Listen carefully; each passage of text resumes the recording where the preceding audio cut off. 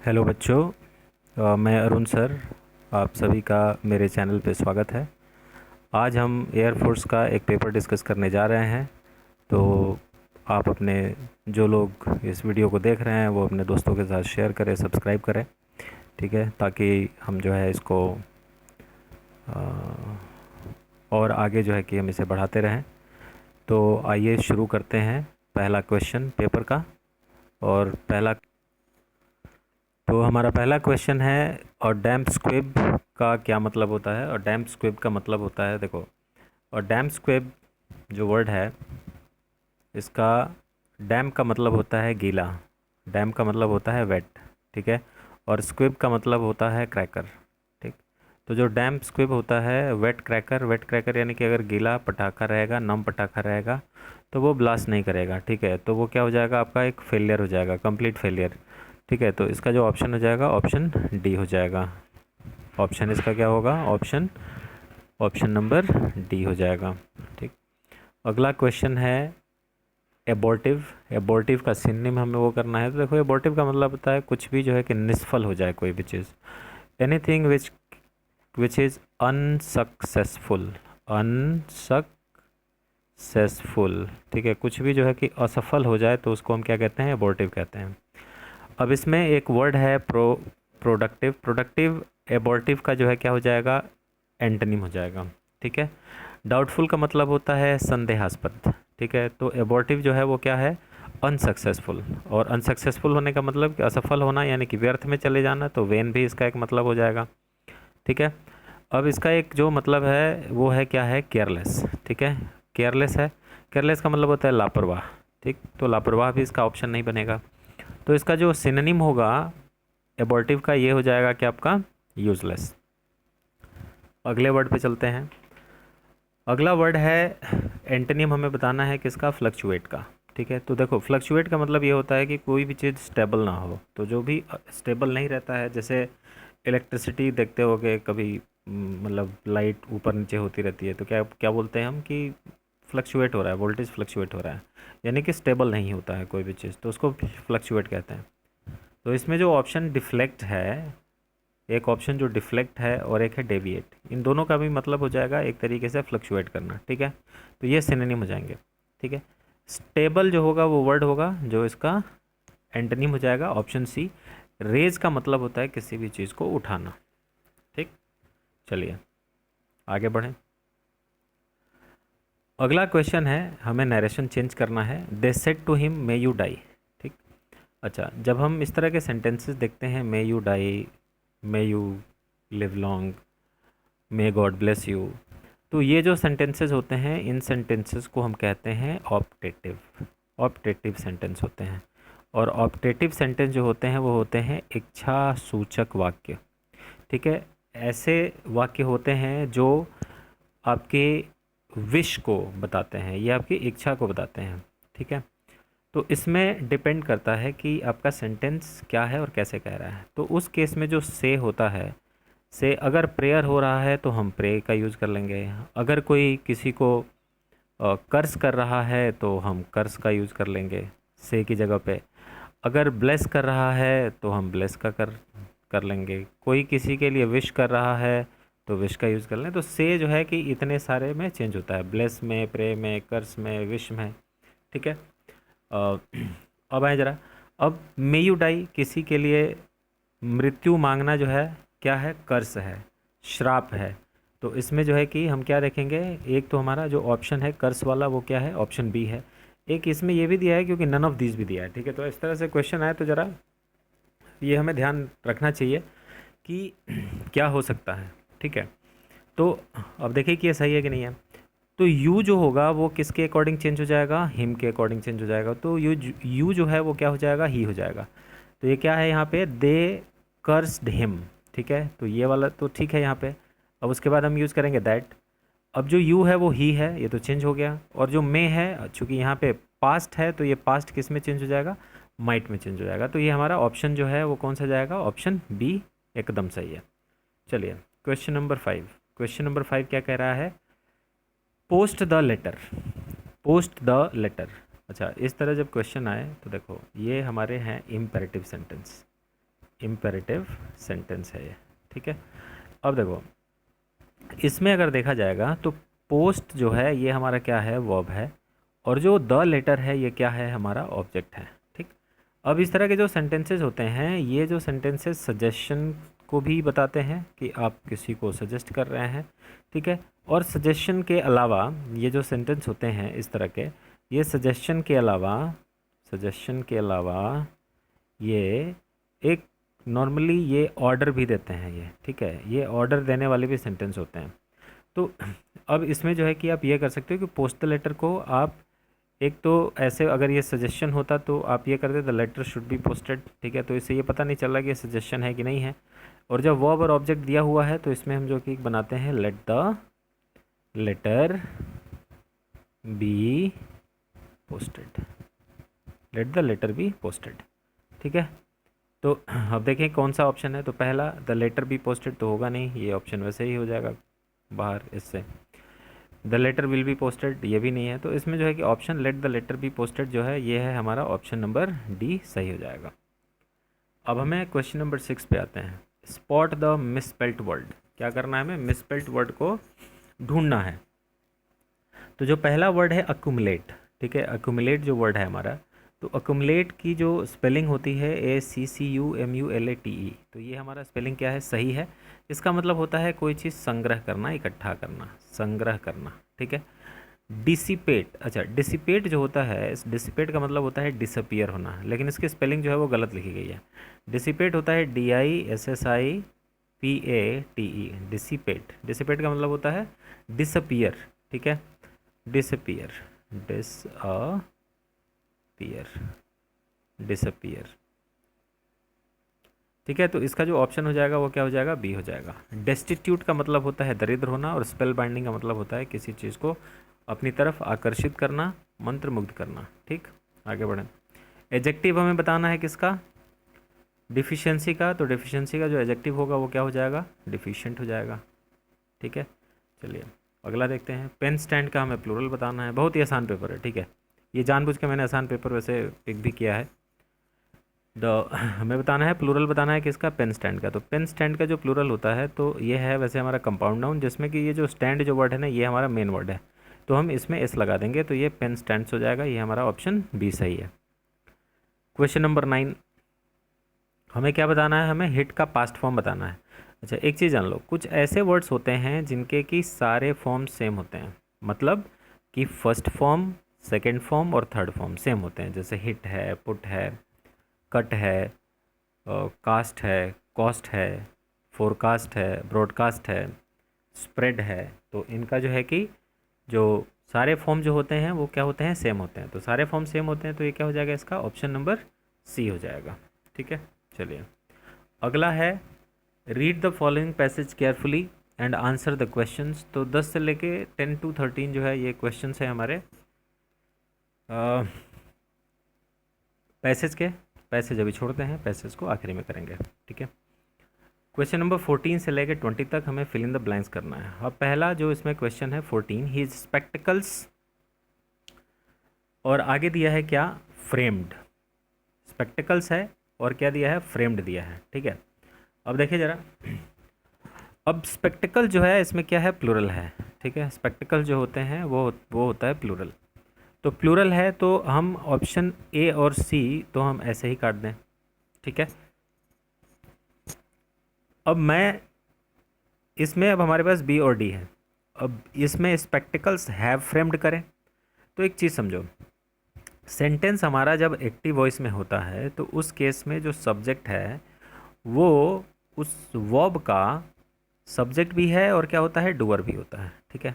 अगर मैं कहूँ हिज स्पेक्टिकल्स हैव फ्रेम्ड, तो स्पेक्टिकल्स ने फ्रेम कर दिया, किसको कर दिया, ठीक। तो स्पेक्टिकल्स किसी चीज़ को फ्रेम नहीं करेंगे, ठीक है। तो स्पेक्टिकल्स को फ्रेम किया गया है, ठीक है, यानी कि उसको जो है कि क्या कर दिया गया है, फ्रेमिंग कर दी गई है उसकी, ठीक है। तो इसका जो ऑप्शन हो जाएगा वो क्या हो जाएगा, ऑप्शन हो जाएगा D, the principal with all his teachers. अब एक चीज़ समझो यहाँ पे, बहुत इंपॉर्टेंट बात है।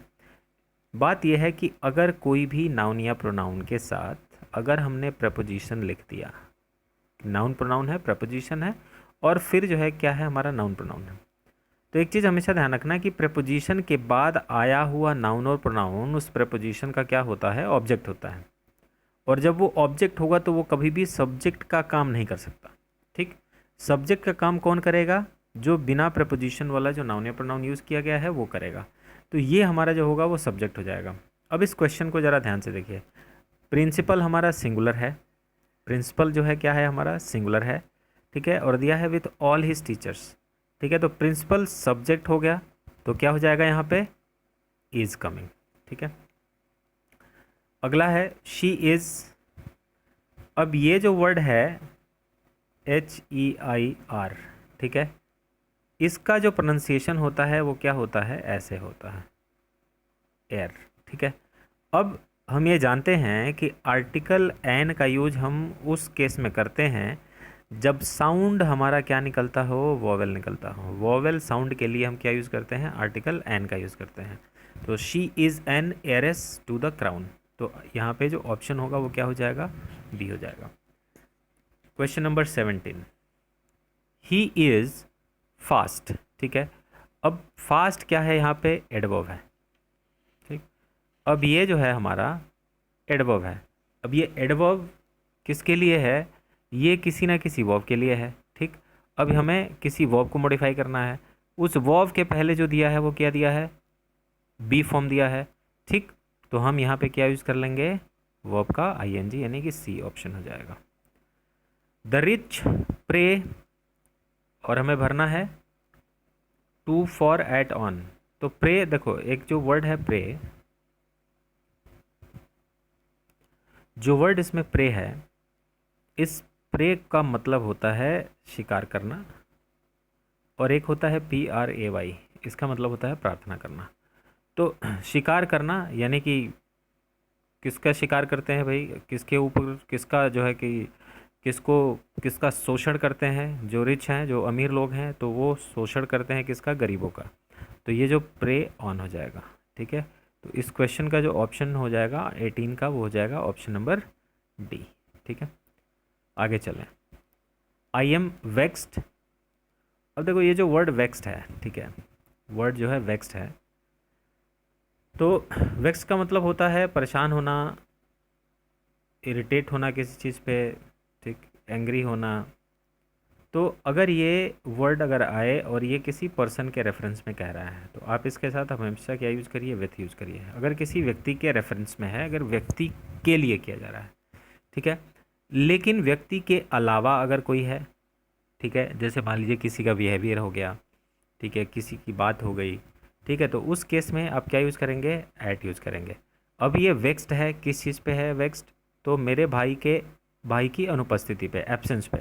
तो यहाँ पे आई एम वेक्स्ड, और ये हो जाएगा क्या, वेक्स्ड एट हो जाएगा यहाँ पे, एट माई ब्रदर्स एब्सेंस। ठीक है, अगला जो वर्ड है from here you can see, from here you can see, और क्या क्या देख सकते हो आप, ऑफ फिश, हमें यहाँ पे भरना है। ठीक है, तो ये जो है हमारा क्या बना रहा है, कलेक्टिव नाउन बना रहा है। तो कलेक्टिव नाउन बना है, तो ये SOAL पहले तो इसको हटा दो, ये कोई वर्ड नहीं है, इसको हटा दिया जाए। अब हम बात करते हैं यहाँ से, एक तो है शोल, एक है स्वार्म, और एक है स्ट्रिंग। जो स्ट्रिंग होता है, तो स्ट्रिंग यूज़ करते हैं हम, string of pearls, PEARLS, pearls. और स्वार्म जो होता है, स्वार्म ऑफ क्या होता है, एंड्स होता है। ठीक है, और ये जो होता है अ शोल ऑफ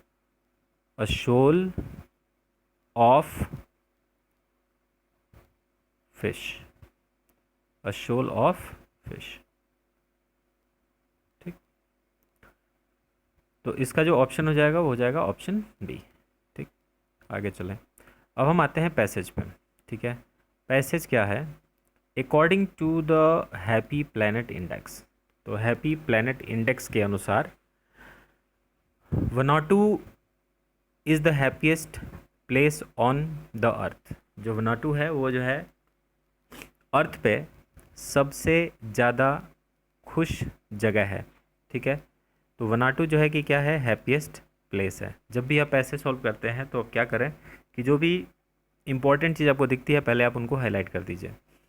आगे कह रहा है कि this index measures the quality of life against environmental impact. ये जो इंडेक्स है, जो सूची है, वो मेजर करती है क्वालिटी ऑफ लाइफ, जीवन की गुणवत्ता को, और किसके, इन्वायरमेंटल इम्पैक्ट के आधार पर। ठीक है, तो इन्वायरमेंटल इम्पैक्ट के आधार पे ये क्या करती है, ये इसको नापती है। तो यहाँ पे क्वालिटी ऑफ लाइफ और इन्वायरमेंटल इम्पैक्ट को हम वो कर देंगे। It views happiness in terms of what we put in.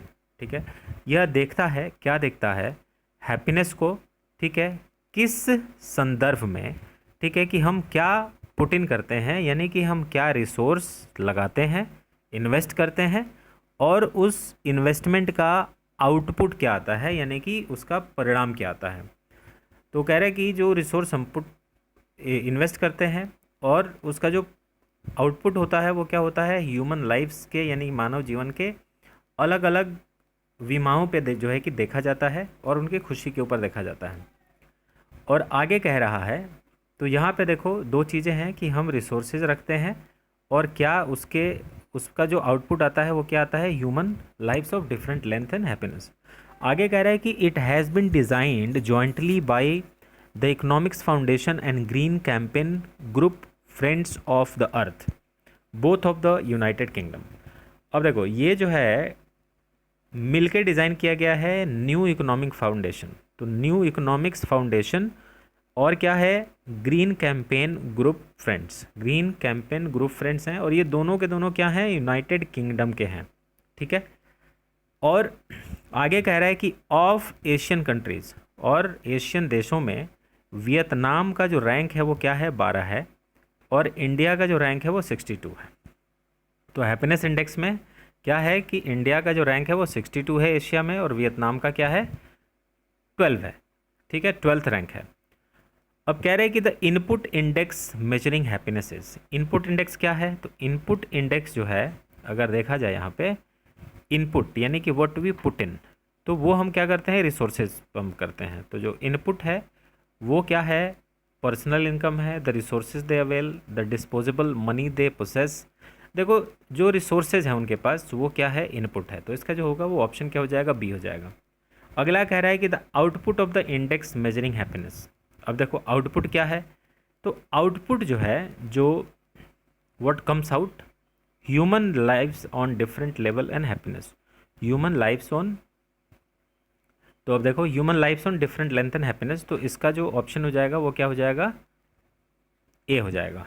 ठीक है, चलिए अगला क्या है, the development of these index has an origin. भाई इसका जो ओरिजिन है वो कहाँ है, यूनाइटेड किंगडम में है। ठीक है, दोनों का दिया हुआ है यहाँ पे, jointly by Economics Foundation and Green campaign group Friends of Earth, both of United Kingdom, तो दोनों यूनाइटेड किंगडम के हैं। वी डिसिफर, हम क्या करते हैं, हम समझते हैं, जो इसका जो निष्कर्ष निकलता है इस इंडेक्स से वो क्या निकलता है कि Vietnam is less prosperous than India. देखो हैप्पीनेस इंडेक्स में अगर ये ऊपर है तो वियतनाम जो है इससे नीचे नहीं हो सकता। ठीक है, अच्छा, Vietnam is more prosperous than India. भाई इसका जो रैंक है वियतनाम का वो क्या है, 12th है, और इंडिया का जो रैंक है वो 62 है। तो कहने का मतलब कि भाई अगर हैप्पीनेस इंडेक्स अगर उसकी है अच्छी, तो कहने का मतलब कि वहाँ पे रिसोर्सेज ज़्यादा हैं, और रिसोर्सेज अच्छे रिसोर्सेज हैं, और उन रिसोर्सेज का जो आउटपुट है वो डायरेक्टली जो है कि ह्यूमन लाइफ पे पड़ता है और उनके हैप्पीनेस पे पड़ता है। तो इसका जो है कि ऑप्शन नंबर बी हो जाएगा। अच्छा, ऑप्शन सी भी देख लेते हैं क्या है, Vietnam is more prosperous than the United Kingdom. ये कहीं पे मेंशन नहीं है कि वो प्रॉस्परस है कि नहीं है, तो ऑप्शन सी हम ऐसे ही हटा देंगे। तो इसका जो होगा वो क्या हो जाएगा, हमारा ऑप्शन नंबर बी हो जाएगा। ठीक है, तो ये रहा आज के लिए। अगले पेपर के साथ मैं जल्दी ही आप लोगों से मिलूँगा। Thank you and you have a good day, take care, bye.